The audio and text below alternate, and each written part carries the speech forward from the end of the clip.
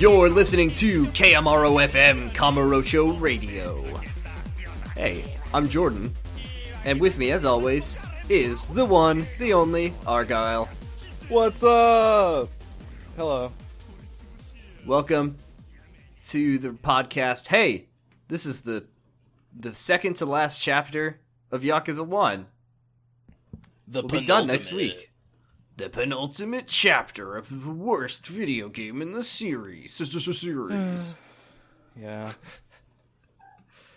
It's only going to get better from here. To accept it'll that. get better. It'll get better, and then it'll get a little worse, and then it'll get, depending on who you ask, either a lot better or a lot worse. Damn. And then it'll get better, and then it'll get real good, and then we'll be in Yakuza 7, I guess. Yeah, or we'll play probably Judgment. do Judgment. We'll play the Fist of the North Star game. That'll be a weird We're never going to time play those for fucking us. samurai games. No, they'll never send those over to The us. PSP games. Come on, Scott. Come on, Scott. I know you have no decision over this. Yeah, But I come know on. you do. You do have decision over this. So, give me those fucking games, Scott. Scott. I follow you on Twitter, Scott. Where's Ishin? Where is Ishin, Scott? I'm not fucking around. We're just kidding. Thank you for all your hard work, Scott. I know. It's not your decision to make. This is Chapter 12, Reunion. Chapter 12, Reunion. Remember that boat from Yakuza 0?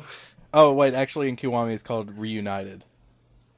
And it feels so good. Fuck yeah. Hey, remember that boat from Yakuza 0? This is actually a different boat. It's the same boat, though. You know it's the same boat. Well, It's not the same. It's the same looking boat. It looks exactly the same. I went back and looked. This is actually a significantly different boat. The textures are the same, surely. Yeah, I mean it's It's at the same. It's in the yachts same kinda location. Look the It's same, to be fair. It's in the same But this is a wharf significantly as smaller boat. Like the Nikio Consortium one was like had like fucking This is a 3 big-ass stories boat. above deck. It was huge. This one's, I mean, it's boat. still like big, right? Like you should kill It's a whoever big owns boat. this, but like I think it. I mean, who owns this yacht? Is it Kazama? Is possibly. this Kazuma's boat? Is this Kazuma's boat? I think it's. Is he I think it might sailing? be Terada's boat. It might be Terada's boat. So, what the fuck happened last week? To recap a little bit, what did we do? Oh, last We week went to was Shangri-La. last week the chapter. Yeah, last week was the Shangri-La chapter. That's right. So, we didn't really learn anything besides the fact that Kazuma is at this wharf. He's So, on a never boat. mind. There was no reason to recap. He's on a boat, just like that really fucking funny song. Remember that one? Yeah, you referenced it in the episode last week Twitter in our post. Twitter post. Yeah, I love it. Fuck. Dick in a box. We're at the wharf, and there's a boat there, and it's not the boat from Yakuza 0, but it probably I has found some of out the same textures. What chapter we were doing this week, folks? I jizzed in my pants. There you go. All right. We'll kill you. I don't know. There you go. You know when Kiryu jumps off the boat later, he's not looking Yeah. at that explosion. No. Hey, and you know what else? He says, YOLO. Was that a Lonely Island song, or was that something on SNL? I don't know. I don't know. I feel like a middle schooler right now. So there's a big boat, and there's a guy on the boat, and Kiryu walks up to him, and then the guy says, "Oh, Kiryu, it's me, Yukio Terada." And remember also, how before you go on the boat, yeah. there's just some like weapon shops you can go to. Just Oh some yeah, I guys remember you can that shop from. at. I'm pretty sure your combat sequence on boat is much bigger than my combat sequence on boat. It's a pretty. but- It's a pretty big one. You fight a lot. Oh, of yeah, guys. so- That's very funny. So you walk up to the boat, and Yukio Terada is here. He's the captain or a captain in the Omi Alliance. Yeah, he's head of headquarters.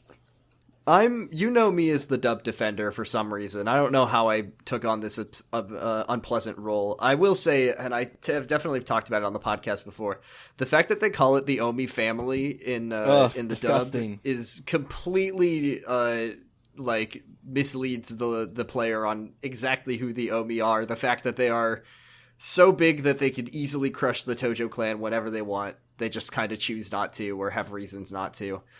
But yes, he's Terada of the Omi family, which is wrong.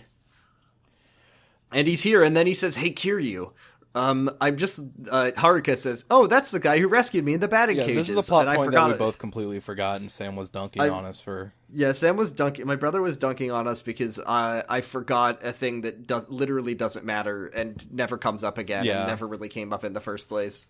Oh, my Uncle Terada, he saved me. No, who gives a shit? Thank you, Uncle Terada. Who gives a shit? What? Oh, yeah, and then he takes us to Kazama. Hey, Kazama. Yeah, you're like, why is some, a higher up from the Omi Alliance helping Kazama? And he says, I owe Kazama a debt I can never repay. We were both assassins. This will never come up again. Never. I think it probably contradicts with some things from the next game, but I don't know. I mean, it's vague enough that it doesn't really, honestly. I guess so. So yeah, both of them were assassins buddies. And also Kazama asked Terada to spy on the Tojo clan and competing specifically assassins, right? 'Cause... Do you think they met when they just showed up to kill the same person at the same time? Yeah, they were both doing awkward. their individual Hitman missions, and there happened to be another Agent 47 on the job. Well, we know how Kazama could move, and we also, the last time we saw an international Hitman was Lao Gui. So, you think that like Terada was like doing backflips and sliding around on pipes and shit? Yeah, I think he's kind of let himself go these days, but I think like he's a 20 years guy. ago, he was doing so many fucking cartwheels and flips and shit. Terada looks like no other character in the series. He fucking wields them like Zoro from One Piece. Yeah, that's Terada's exactly wearing what I was like thinking. this big like giant coat, and he's instead of like a tie on, he's just got a big white scarf. Yeah, it's very funny, very Hallmark movie of him. I like it. Looks like he's about to learn the meaning. He looks good in it. Terada's about to learn the meaning of Christmas in Kamurocho. Hey, it is Christmas. It is almost Christmas. Oh yeah, almost Christmas means it's not Christmas. It's not Christmas. I know. So then we finally meet Kazama, and he says, Kiryu, good to see you for the second time in this video game. Allow me to tell you what this game is about in this cutscene. It will be bad, but it won't be as bad as the one in Yakuza 3 that's literally called The Plot. Yeah, this is a pretty short cutscene. This is like... No, it's not bad. Yeah, it's like 5 minutes. And you get like some pretty big reveals in it. So it's, Yeah. That's good. I liked it. First off, just from the jump, he's like, okay, I'm going to fill you in on what happened in the last 10 years. 1, Mizuki, fake, doesn't exist. It's just Yumi. Have you figured it out yet? Yeah. Did you fucking get it? Could you tell from chapter 3 when you fucking learn about Yumi, or when you learn about Mizuki, and Reina says she looked exactly like Yumi, and then you go to Aries' lounge and you look at the picture, and then Kiryu looks at Mizuki and he says, "Wow, I never knew that Yumi had an identical sister, but we know that it's not Yumi because she has a tattoo, and Yumi would never get a tattoo." She has a tattoo, and she looks much more like composed and mature than Yumi did. She got a haircut and she got a tattoo. Yeah, unlike somebody, somebody we might know who could change because of a traumatic... It's almost... Fuck, what am I trying to say? You're trying to say it's almost as if someone changed over 10 years. I know to change in 10 years. Yeah. There we go. I never know a person to change in appearance and personality in the 10 years that Kiryu Kazama, have been in prison. Anyways, off to go fight my former sworn brother who now has his hair slicked back and wears a different suit. No, we're not gonna... I'm sure we're not gonna fight Nishiki next chapter. Kazama tells us that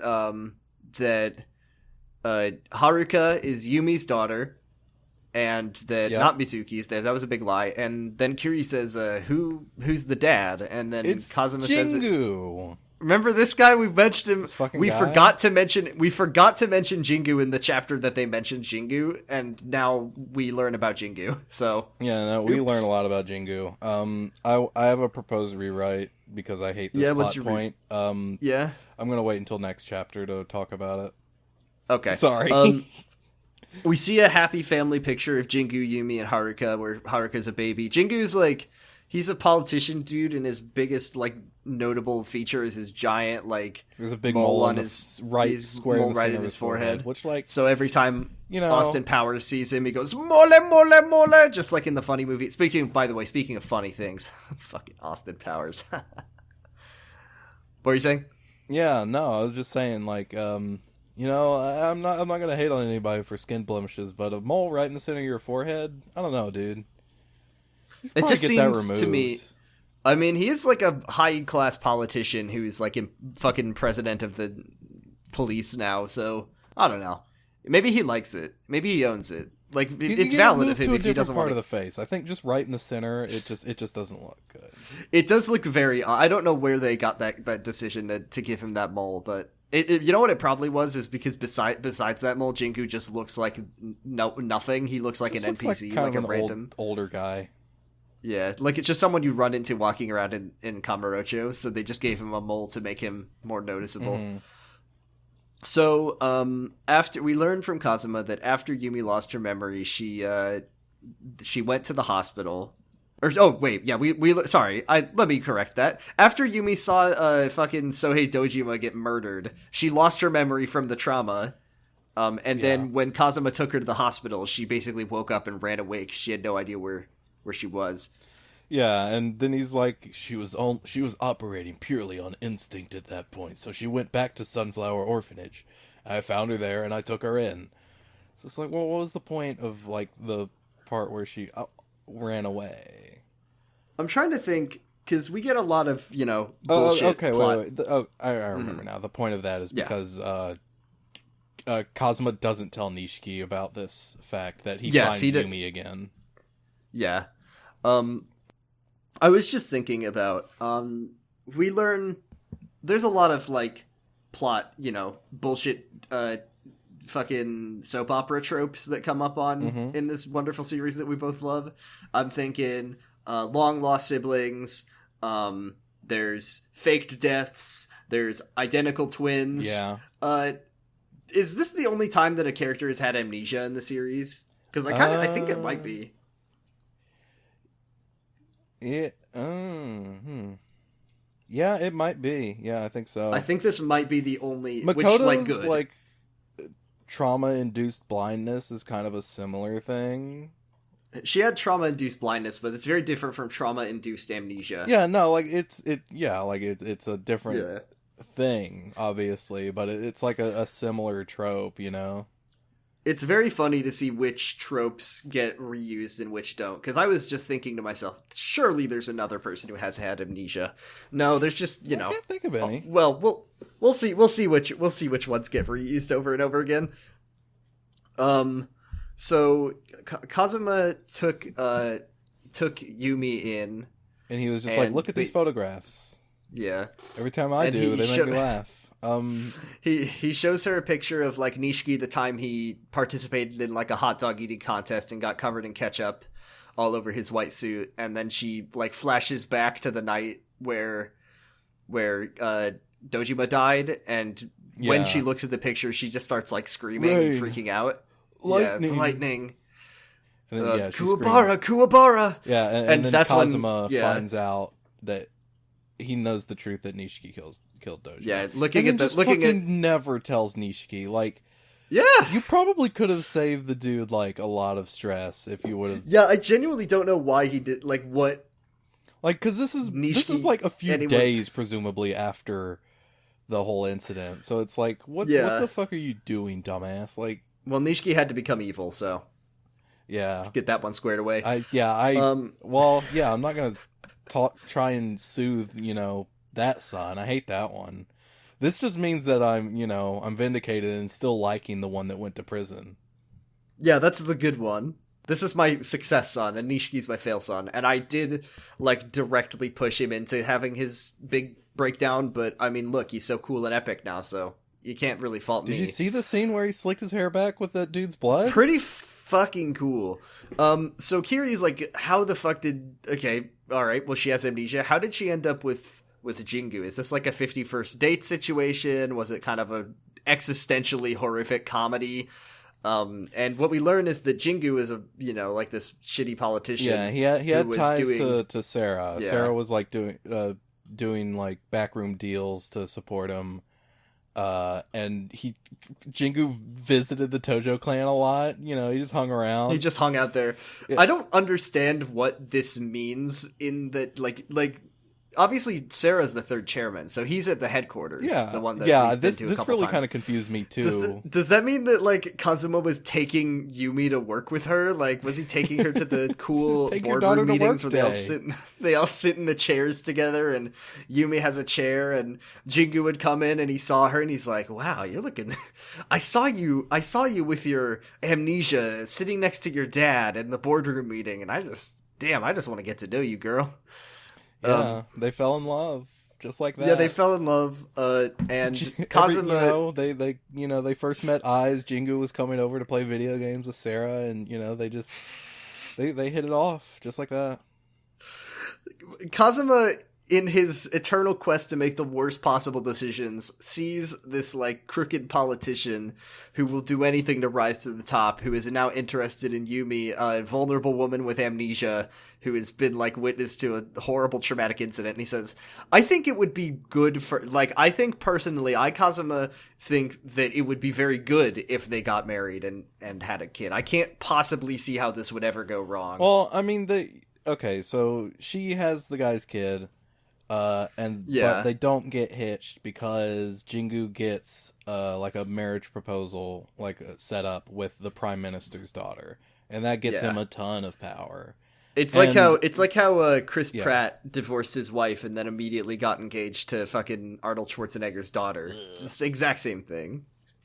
Oh yeah, I love to think about Chris Pratt. Chris Pratt, when he enters politics, is gonna be real cool. Yeah, and then they're like, and then Jingu changed. Like, who gives a shit? He was probably an asshole before. I'm crying for poor Jingu. Absolute power corrupts absolutely. But he didn't earn it, so he did anything to, the ends justified the means. Is this supposed to be a parallel? But because like with Kiryu, well, I guess it wasn't for the original game, but with Nishiki, he inherited Kiryu. He got the family that Kiryu was supposed to get that he definitely didn't earn, and so he had everything to prove, and that's why he went sicko. And Jingu got handed a position of power, and he also didn't earn it. It's a pretty fucking bad one. It's a really bad one, especially because I think that the Nishiki parallel was created in a different game, so probably isn't that. I just do not care about Jingu. Yeah, truly, who gives a shit? But Kazuma says that, Jingu left, they weren't married, so it was whatever. And Kazuma was looking after Yumi and Haruka, and one day, Sarah got a call from Jingu, and then we get a cutscene with Sarah, which is the first and only time that we ever actually see him in this game. Yeah. And he's just like, hey... Jingu says, I'm in deep shit. I need you to take care of something for me. This reporter found out. This could destroy my political career. They found out that I had an ex, and I killed this reporter because of it. He found out that I was in multiple relationships in my life. This is unacceptable. Damn. This is awful.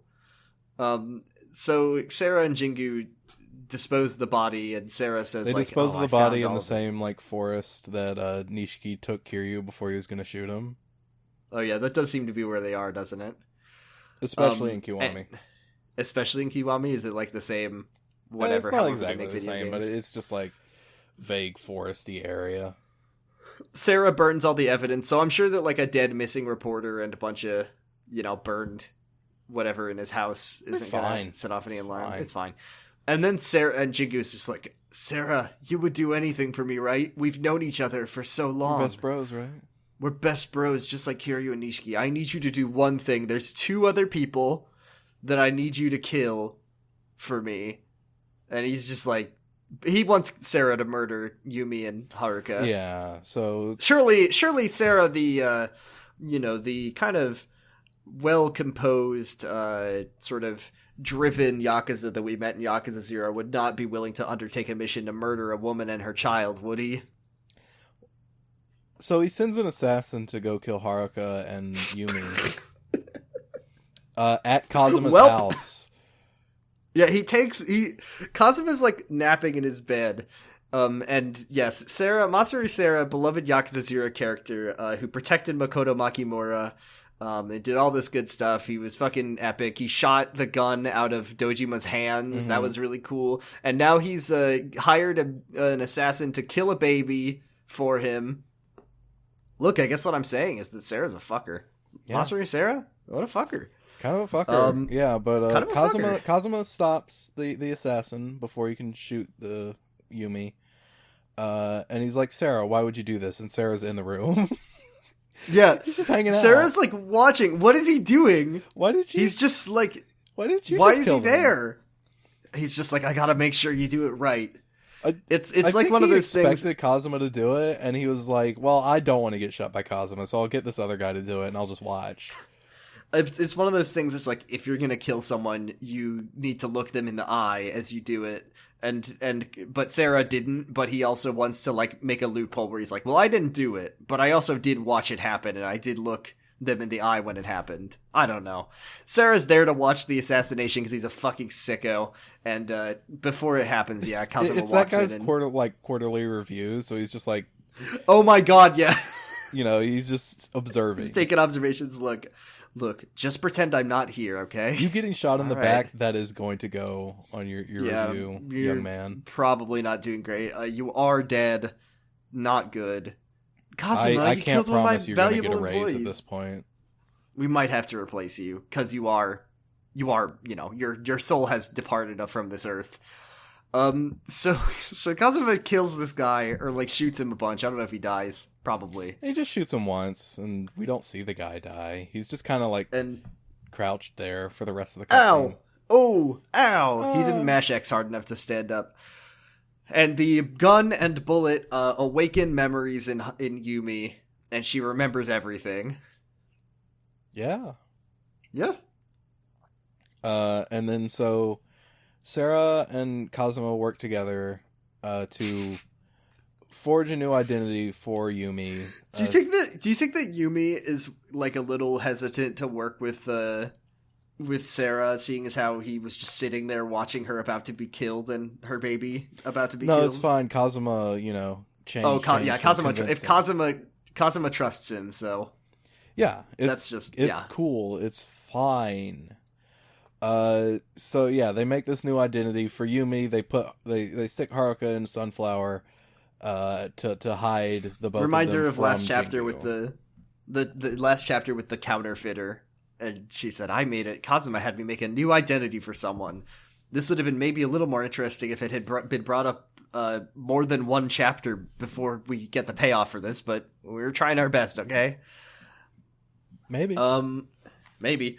And then we learn, Kiryu's like, can you tell me, I remember the one thing on the back of the box that like the game was about in the trailers was 10 billion yen. Can you tell me about that, Kazuma? Oh, yeah. He says, well, the 10 billion actually belonged to Jingu, and then there's a Terada runs in, and he's like, the Shimano family's attacking. Kaboom! And the boat shakes. Yeah. And so you have to, Terada's gonna get Kazuma and Haruka to safety, and you just have to like hold off the Shimano family. We just go like straight into combat. Yeah. So for you, I think if I remember correctly, it's a big long combat sequence. I think doesn't it take you through the boat as well? No, like it's just a small boat, so you'd fight like 10 guys or something on the deck, and then it's over. Yeah. Like it's not. Oh, okay. Yeah. Okay, that's the same for me. I think there's some guys, like, you can go around to the back of the boat, and there's, like, a guy throwing grenades and a guy with a gun or something. But, you don't... I think you probably have to go there to end the fight. Like, if you because you're probably just going to stick to the front of the boat. Yeah. But, like, I guess if you save them for last, you probably have to go and get them, but whatever. Cool combat. Yeah, that's fine. There's another guy with a big power saw, like from that one scene. Yeah, there is a guy. I do remember that from Kiwami. Yeah, that guy's not there. There are some fun deck umbrellas that you can hit people with. That's really? exciting. That's not in Kiwami. Yeah. Oh, and guess who else is here? Oh, did we say who's attacking the boat specifically? The Shimano family. I said it. Yeah, okay, we did say that. Yeah, so Shimano is here. It's Michael Madsen again, which is really funny. I think in the game he still has a big scratch on his head because of the shaving scene, which is really good. He has a big band-aid like in that guy from Yakuza 0. I like that these guys are just blowing up a boat by throwing grenades at it. Yeah. There's something really funny about just that being the way that they sink this boat. I mean, especially because grenades. Well, grenades I guess hit don't it with a rocket launcher, but grenades don't explode. They don't really create a shockwave. They just create a bunch of shrapnel that goes into you. So yeah, it's just a frag grenade. But it's I not mean, really it's a video game. They do whatever you want. Oh, okay. It's video game sin. Gun sin. Ding. This isn't how guns work. Yeah, I'm typing up an entry on IMFDB right now. Yeah, this is so sad. You're gonna hear from me, Mr. Nagoshi. We know how grenades work, Nagoshi. Your career is over. Kiryu does action jump off the boat as it explodes, and hey, he doesn't look at the explosion, so yeah, just saying. I already said it. Yeah, presumably killing all of the Shimano guys that were on board that you just knocked out. That's fine. That's fine. Yeah, and also Kazama and Haruka. Shimano's and fine, just blowing up all of his. Yeah, he's a sicko. Shimano is not a sicko. Shimano was just very bad at his job. Kind of the Date of Yakuza. He just kills his own guys. He betrays the Tojo clan very blatantly, like once per game. He works with a guy from the Omi Alliance all the time, and he loves it. And then he also kills the captain of the Omi Alliance in Yakuza 0, which just seems like an easy way to start a war, but whatever. He's here, and he pulls off his shirt, and he's got a tiger tattooed on his back, and I forgot that's what was on him. Yeah. Kiryu emerges from the ocean. He is entirely dry. Don't worry. He's not wet at all. Oh, for me, Kiryu did not even land in the ocean. He was grabbed onto the pier. I see that too. Like, he doesn't actually get out of the ocean. You don't see that happen. No, but think it's he just so fucking far from the boat that it's like. He 8-foot off horizontal the front leap point of the boat and then somehow like went that far and then grabbed onto the ledge that's off to his side. Like, he curved the bullet of his body.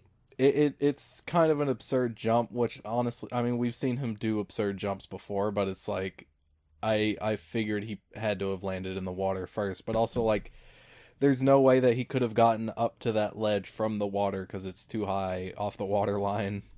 So I don't know. I don't fucking know. Kiryu can do a lot of things. That's one fact. He can jump out of the water like a fish and also not get wet.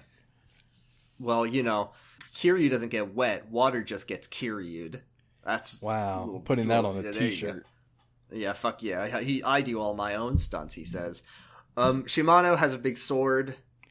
And I just want to talk. Shimano's so fucking wide. He is a large man. Like, he's a real big chungus. Like, I'm not going like, oh, he's funny, he's fat. No, he's just large. He's just big. He's not fat. He doesn't look like a human. Like all the other Yakuza characters, for the most part, look relatively normal. Like Kiryu has a weird face, just in terms of like he looks like a video game PS2 character for his whole life. But like, Kazama looks normal, fucking Florist looks normal, Date looks normal, and Majima looks like a weirdo, but he's a pretty normally proportioned man. And then Shimano is like if Sato, the guy on Twitter, like drew Shimano, it would just look normal. Yeah. Shimano looks like a normal character on a balloon, and then you inflated the balloon too much, and He's Barnacle Pete. He dances for nickels on the pier. He's 12 feet across. Yeah, 12 feet across, 6 feet tall. I mean, we were talking with Sarah, a few chapters ago about how, she loves how wide everyone is in these games. By that metric, Shimano is the best character in the entire series. Shimano famously is our number one favorite. Number one, Futoshi Shimano. He is really cool in the games that he's in. And he also, he killed that one guy at the end of Yakuza 0, number 1. Wow. talks about how Terada betrayed. He's like, you pretended to betray Ishiki, but I saw through your bullshit. I'm Michael Madsen. This is how I talk. I tracked you to the docks. Here we are. I got a cool... I'm the one with the tiger on my back. There's no other character with this tattoo. It's my original design. And then... Yeah, that's fine. And then, he's just like... Oh, right! No, this part rules! He's talking to Kazama, and he's like, I gotta kill you all. Sorry, it's nothing personnel, kid. And then Kazama's like... No, I'm Calculation Master, Shimano, brother. Okay, just a second. I want to post an image that I had to go get because I spotted it while I was watching this. Yeah, absolutely. Fucking smug Kazama. Look at this. Oh face my god! Look at it, fucking just a smug split Kazama. Second, he does fucking Theon smirk because he just got kicked in the balls, but he doesn't have any. So he's just like, you forgot one thing, Shimano. It's that I'm fucking Shintaro fucking Kazama. That's what he says, and then that goes on a shirt too. And just when he says that, Kashiwagi, who I can't stress this enough, in Yakuza 1 for the PS2, is a little baby boy. He's got a baby voice. He's got a baby face. Excuse me? Barely. Yeah, he's not like a middle-aged man with a big... Well, he's got a scar on his face, but like... Just the way he's rendered and the way he's voice acted, he's like, I'm Kashiwagi. Hey, Shimano, got some Christmas presents for you. And then he starts throwing grenades. He does not look like the age that he's supposed to be. Yeah, so once again, the Kazama family's here. They're in their trucks. They drive up. This happened in Zero. This did happen in Zero. It was a different kind of truck, but yeah, it did happen in Zero. I don't know why I'm pointing out it was a different kind of truck. Because it was in the same location, and it was Kashiwagi shows up in a truck full of guys at the last minute to help defend a boat. Yeah, it was cool then. It's cool now. I guess so. Well, they're not defending the boat at this point. The boat's done for. Well, they were there to attack the boat. Sorry about your boat, Terada. Yeah, sorry, Terada. But he just starts throwing like grenades, and he's just like, got some Christmas presents. Did you notice that when the like Kashiwagi and the boys get out of the truck, like there's like the camera like lingers on the Kazama family just a little bit too long to where it's like it starts to get uncomfortable. We don't want to be intimately familiar with these guys. It's just like you're just looking at the guys standing there for like 3 seconds, nobody's saying anything, and it's like what. Well, those guys were friends of the directors, so they got to have a little cameo appearance, and he told them to hold the shot for a little longer so they could be on screen more, for their next time they try to get an acting gig. Then as the fucking Kazama family shows up, Michael Madsen says, your family finally grew a set of balls. Let's have a boss fight again, but also I have a sword this time. Okay, wait, just a sec. I want you to watch this and just see if you agree with me that this is just like a little bit too long. Like, yeah, absolutely. I will post this. It is time stamped. Okay, let's see. God, he does say Christmas in the cutscene, huh? Yeah, it's almost Christmas.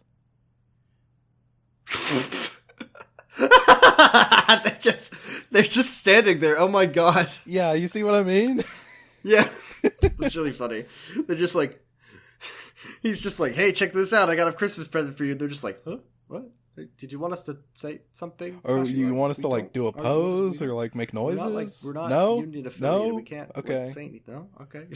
What if they had done a fucking like tokusatsu pose? Like the Kazama family, they all like, yeah, they do. They're like the fucking Ginyu Force. It would be good, actually. We fight Shimano. Does Shimano keep his sword for the whole fight for you? Or no, can you knock it out of his hands immediately? Halfway through, he drops the sword and goes back to Mr. Shakedown moveset. Oh my god. In Yakuza 1, you can just hit him enough and then pick up his sword and use it. Oh, that's kind of wicked. Whenever he drops the sword in Kiwami, it just breaks. The other thing about Kashiwagi and this impactful scene where he shows up is that the Dojima, or not the Dojima guys, the Kazama guys do absolutely nothing to help. They are basically just kind of lagging behind the crowd, punching at the air, they suck. missing. They kind of suck shit. Yeah, there's really like 10 Shimano goons. You gotta take them out. It's not bad. It's not a bad Shimano's sword moveset, it's nothing to write home about. He's pretty bad with the sword. He's got like 3 moves. Did I talk about something that was kind of cool, which was for the whole game, using swords was kind of bullshit because Kiryu just kind of whacks people with them like a baseball bat. Yeah. But then if you go to the first thing that fucking what's his name teaches you, what can I think of his name? Komaki. Yeah. God. Yeah. I was the first thing he teaches you is how to use a sword, and he's like, you wield your sword so poorly, just like you're gonna whack something with it. Here's how you use it. And then once you do that training, Kiryu has better sword animations. Like he actually and that slices with them for the rest of the series too. Like it's good. I actually really like that. Whereas you couldn't of course you use swords you just whack with them in Zero as well. It's funny. In Kiwami that's the second lesson after the shot stopper. So it's good that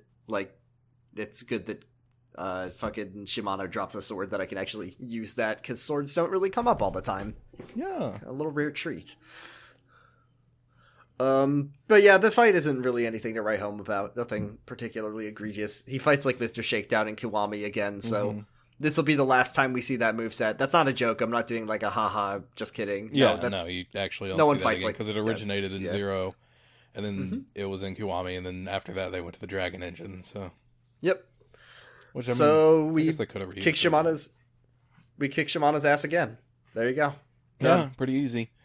You go to the cutscene. Shimano's on the ground, and not for the last time in the series, Kiryu turns his back on an opponent who is by no means incapacitated. I get so angry every time he does this. It's like so clear. Shimano is already looking like he's gonna do something sicko when he goes on the ground, and Kiryu's like, all right, well, I've defeated my honorable opponent. Time to turn around. Time to go talk to my good friend Kazama. Time to take a long sip of coffee and turn my back on I hope no one throws a grenade at anyone I care about. It sure would be a shame if one of my loved ones died right now. It sure would be a shame if someone killed someone from off screen in the Yakuza game. You really just really put a hamper on my day if, like, you know, in this moment of triumph, I lost someone I love, you know? I sure do love... Here's 2 people I love. I love my new daughter, Haruka, and I love my dad, Kazama, who's my good dad, and I hope nothing happens to either of them. So Shimano throws a grenade at Haruka because he's a sicko, and I do love that once he does that, the second he throws the grenade, Terada just fucking blasts him. Yeah, he fucking, like, just quick draw, just right, like, 4 bullets right in the chest. And then we see Shimano, he's dead, and he's just smiling like a fucking... God. What a piece of shit. Rest in shit, Shimano. Can we get the circus music? Guess I'll play the please. Yeah, we'll play the circus music. I'm trying to like reflect on what Shimano. Well, let's see. Shimano tortured Majima for a year and then stuck him with fucking that one guy, Piss Boy, in the Grand, and then he tried to get the empty lot to the Omi Alliance, got away with it. Then he tried to get the 10 billion to the Omi Alliance, and then he died. He not only got away with it, he murdered like one of the top people in the Omi Alliance, and then got his sworn brother like pinched for it. In any other game in the Yakuza series, if you tried to betray the Tojo clan to the Omi Alliance and then also killed the captain of the Omi Alliance, it would be an apocalyptic event for the Tojo clan. Yeah. But no, either one of those things. It was just like, oh, actually my brother did it. And he's in the Omi Alliance, so it's fine, and he just got fucking shot. Sakawa was a piece of shit, but I do feel bad for him because he had to be fucking Shimano's Kyodai, which is about as bad of a situation as you could ever be in.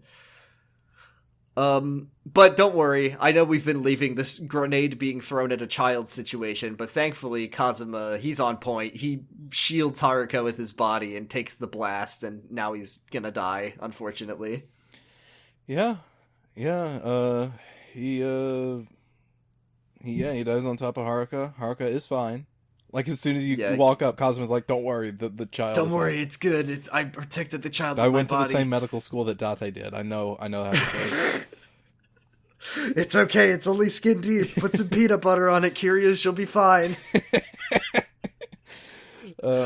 I gotta tell you, Kiryu, before I die, I need to tell you a secret. I've got a brother. You never knew him. His name was Makoto. Okay, let's tell the two reels. I think Kazuma has three confessions. Kazuma's confessions.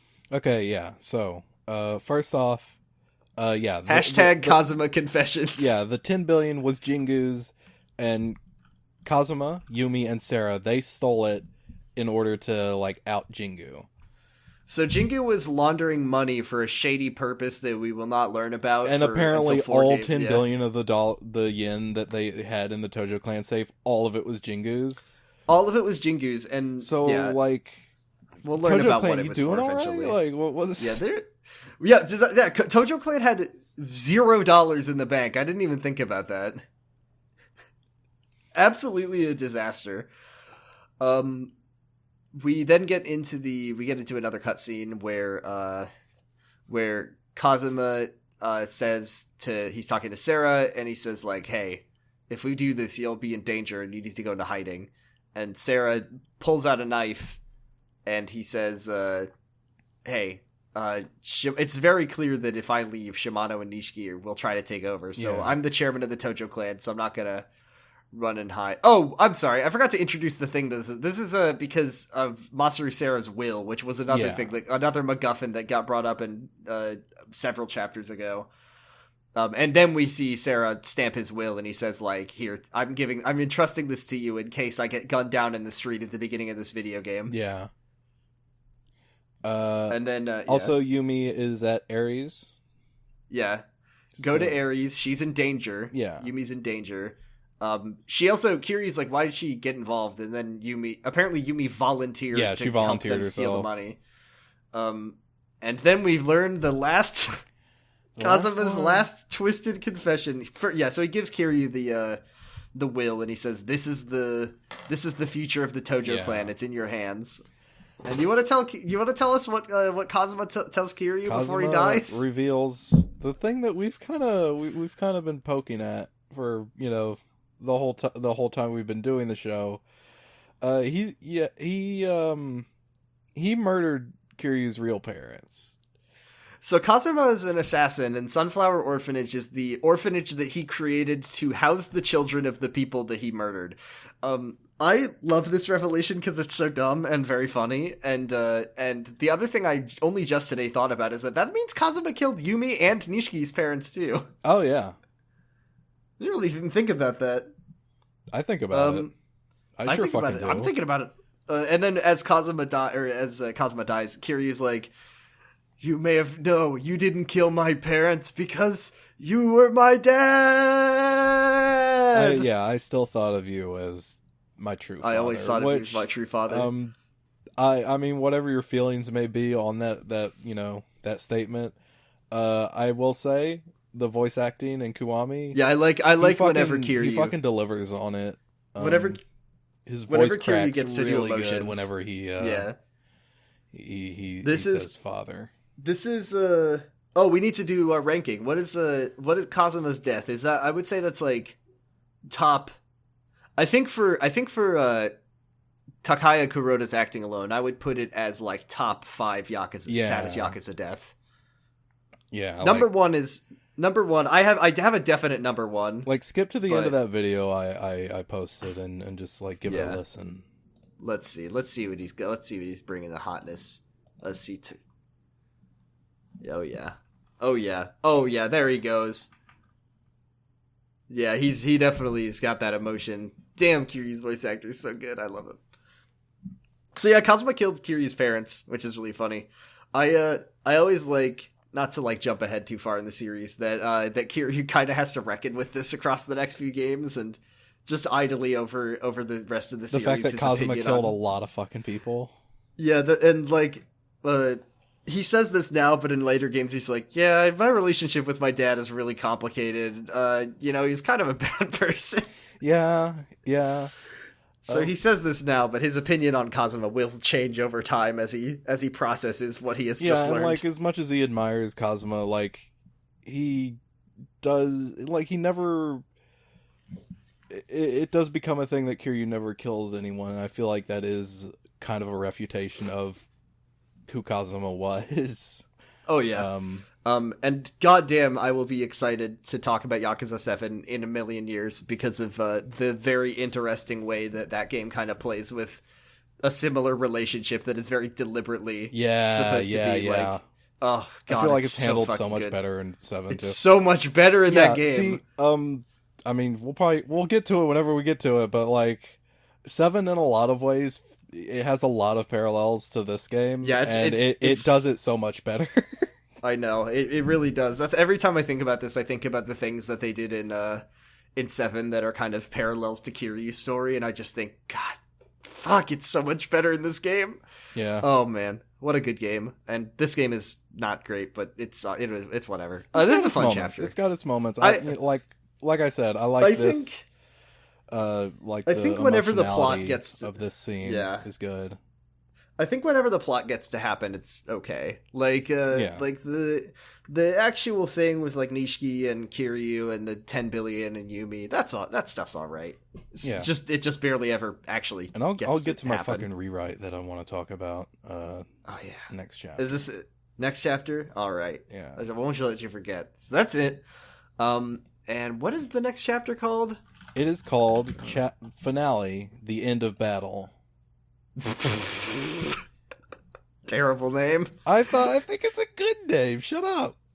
The End of Battle. I mean, yeah, fine. It's not true at all. We're going to be covering, Yakuza 2 the next week after that. And chapter 12. Against spoilers, but like... Chapter 13, Kiryu's retirement. Yeah, definitely. For real this time. We'll be covering the finale. Get hype. It should be called like Yakuza Kiwami Chapter 13. Like I was gonna say Dragon and Cart, but we already did that one. Yeah, that was chapter like 7. Brotherhood. They could call it like a boss fight on a tower. They could call it like I don't know, the case of the missing 10 billion. Next chapter is actually pretty fucking good though. Yeah, it's pretty good. We get some real fucking good moments in the finale. This is my thing with Yakuza 1 is that as much as I don't like this game, whenever I think about it, I just think about like the last few things that happen in it. I'm like, pretty fucking good. Pretty fucking good game. So be excited for us to have a fun time next week. Except for the next chapter also has the worst boss fight in the entire. Yeah. Well, it's either the worst boss fight or it's the second worst boss fight in the series. Only because another game tried to remake this fight and make it worse.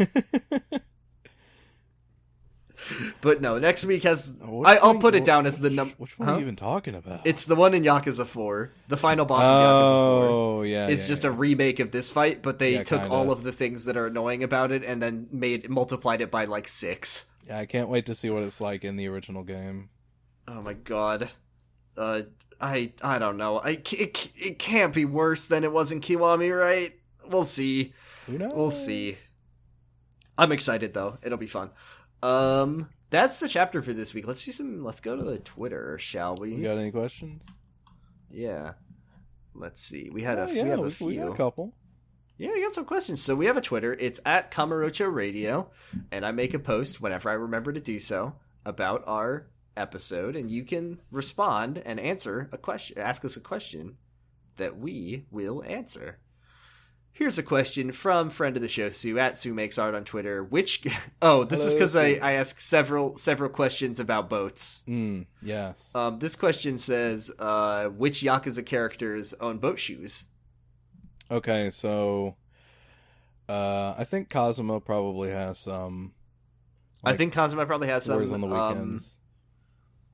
Date would own a pair of boat shoes if he was more successful in life and became like a shitty boat dad. I feel like he probably does own some. Like, obviously he doesn't have a boat, but he does own some, and he's like aspirational. He dreams of a like he says one day I'll wear this on my boat. He gets like yachting magazines. Oh my god, he does. I feel like Shinji pre trenchcoat epic Shinji. Like, when he was just, like, a horny rich guy, like, he was just a rich young Yakuza, he probably owned a boat and some boat shoes. Oh, also Terada, obviously. Yeah, Terada, like, I think he's big on comfort. We only know Terada in the winter time. You know, it's almost Christmas, so he's wearing his big coat and his scarf. In the summertime, that guy is wearing fucking cargo shorts. He's sipping mimosas. Yeah, he's got sunglasses. He's living. Oh my god, summer Terada. He's out on that boat. He's tanning. He's living his best life. Do you think Majima, like when he cuts loose, you know, like in Majima Everywhere, once you get to a certain point, they say that Majima just needed a break to go on vacation. Do you think he would maybe put on, you know, trade his snakeskin jacket for an open chest Hawaiian shirt, and maybe a pair of boat shoes? Yeah, it's possible. Yeah, maybe. I think so. And then the secondary question from Sue, which is, which character do you think best embodies the Jimmy Buffett lifestyle? I say Terada for no reason other than I think it'd be really funny. Do you think Kazuma's a parrot head? What? Oh, a parrot head? Do you think Kazuma's a parrot head? No. I think he only listens to, like, classical music and, like classic rock. Like, he's listening to Beethoven or Steve Miller Band, and that's it. What about Kashiwagi? Kashiwagi might... Yeah, he would wear boat Kashiwagi shoes might for sure. Oh my god. Kashiwagi's living the Jimmy Buffett lifestyle. I'm trying to think of, like, I feel like there's definitely some characters in later games, like especially Yakuza 3, of course. Half the characters in Yakuza 6 are just Jimmy Buffett Margaritaville patrons. So, like, I mean, basically Yakuza 6 takes place in the Japanese version of the fucking, like, American beach town that Jimmy Buffett, like, embodies, so...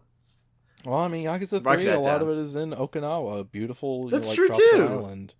Yeah, Kiryu kind of becomes a Jimmy Buffett. Yeah, like kind of. He doesn't wear dad. boat shoes even then. No, like he's wearing like brown loafers at that point, but no, close enough. I feel like there's definitely some other characters in Okinawa who would and probably would love to go to a Jimmy Buffett concert. The fucking politician that Kiryu plays golf with in that game. Oh my god, yeah.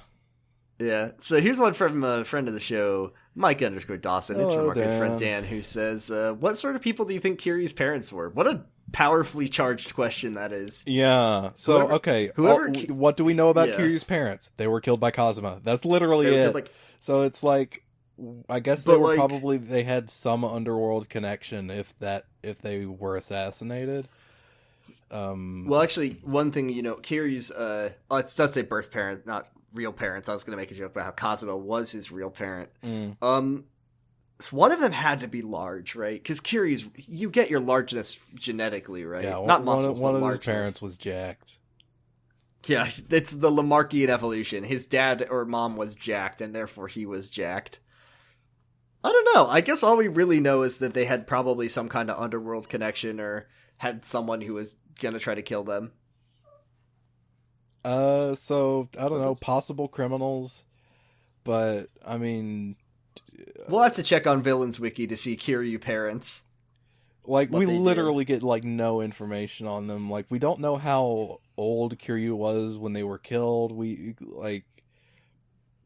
never talks about them, so I guess maybe he was, like, an infant. Who knows? Yeah.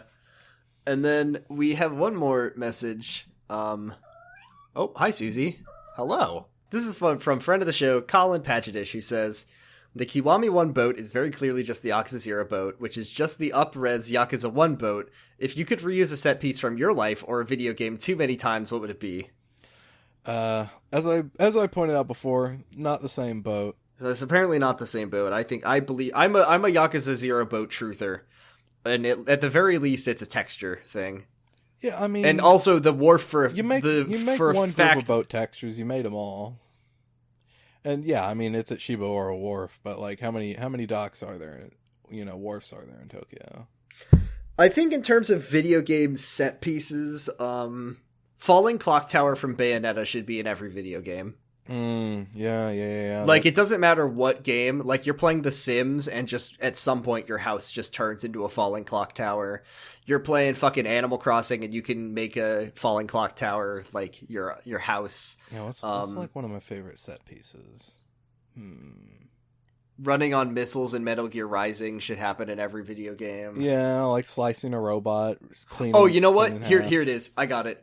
In every game that you kill people, you should have to fight the Sorrow and walk down a river where all the that's enemies a good that you one. killed. Yeah. So for Yakuza 0, it would just be one waiter, and he'd be like, Kiryu, I was a college student! Why did you use me as a meat shield? I was minimum wage! I wasn't even minimum wage, I had a tipped wage! It sucks, Kiryu, do you know how bad it is? People in Japan doesn't even tip as a country. That doesn't make any sense. I get paid less than it. Yeah. I'm American. I'm not saying you. I'm saying that this guy is so fucking, like, his life is so sad that he works a tipped wage on a country that doesn't do tipping. Oh, no. Poor guy. Kiryu, I wasn't even associated with the Snake Flower Triad. You just killed me. I do want to comment one thing, which is that a response from @DeMoonRules on Twitter, who just says Ace Combat 7 JPEG dog. Every game. I agree. That dog is fucking great, and also Ace Combat 7 is a good video game. And for one more thing, every video game should have a scene where every video game should have Stonehenge in it from the Ace Combat series. Just in general. Let me think up one. Fuck. I can't think of it. No one does set pieces like Platinum Games is the thing. Yeah, it's like I'm trying to think of one from like Wonderful 101. Yeah. Fucking I know. The end of the fucking Lambo fight in Wonderful 101 where you're on the statue. Oh my god. Yes. You fire the arrow through his heart and then split him open. I love that. It's so fucking good. So are you saying every video game should just have a scene where you split a person hot dog style? Yeah, I did already mention the Metal Gear Rising splitting the Ray in half. So like, yeah. Oh my god. Good. Anyways, that was a good question. I like that question. Yeah, Thank you. That was a good question. Thank you, Colin. Those are all of our questions for the week, though. So we're done for now. Yeah. At once again, Kamurocho Radio. That's where you can leave us questions next week when we talk about the fucking last chapter of this game. Yay! Argyle, where can we find you on the internet? You can find me on Twitter at Argyle_Funk. You can also listen to my podcast, other one that I host. It's called Pod of Greed. It's POD of Greed. It is about Yu-Gi-Oh! Currently GX. It's very good. You should listen to it. I host it with my friends who I love. Thank you. Fuck yeah. You can listen to my two podcasts. There's one called Slappers Only. It's a video game music showdown podcast that I do with Max from Pot of Greed. And then the other one you can look at is Kyle XY, which is a podcast about Kyle XY. We're on season 2. It's fucking great. I love the show. It's really a genuinely good show. We are hosted by the Noise Space Network from Canada, noisespace.xyz, from the podcast Overlord Matt, and you can listen to great shows on that network, such as Nana Roy's Nightmare Nera.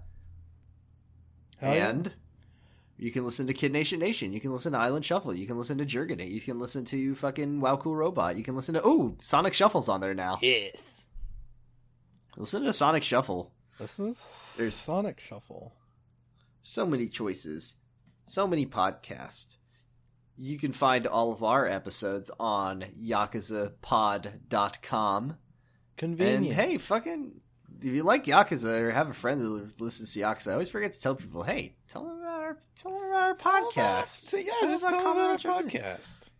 Tell them about our fucking podcast. It's a good one. You say, hey, do you like Yakuza 1? Maybe don't listen to this one.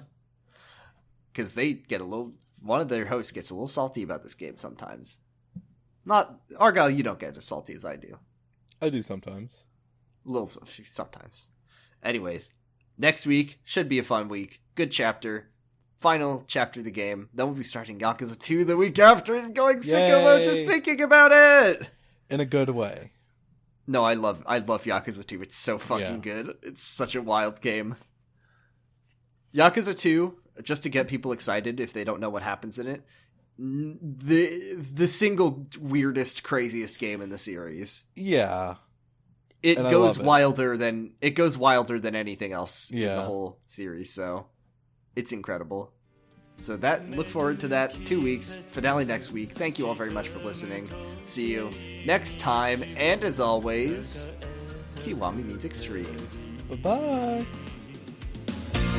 そうトゥナ今夜もまたトゥ